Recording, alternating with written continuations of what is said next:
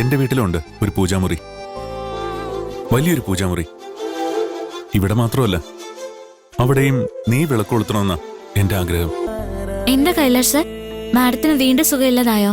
അസുഖം മമ്മിക്കല്ല, പിന്നെ എനിക്കാ. സാറിനോ? സാറിന് എന്താ അസുഖമോ? നിന്റെ നാട്ടിൽ പൂജ ചെയ്യാൻ വന്നപ്പോഴല്ലേ ഞാൻ നിന്നെ ആദ്യമായി കാണുന്നത്.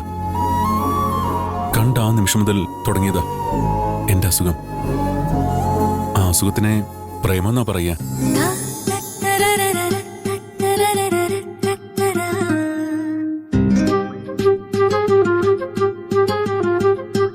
ആ അസുഖം മാറണമെങ്കില് നീ എന്റെ സ്വന്തം ആവണം. അതുകൊണ്ടാ ചോദിച്ചത്. ഞാൻ വിളിച്ച നീ എന്റെ കൂടെ എന്റെ വീട്ടിലേക്ക് വരുമോ എന്ന്.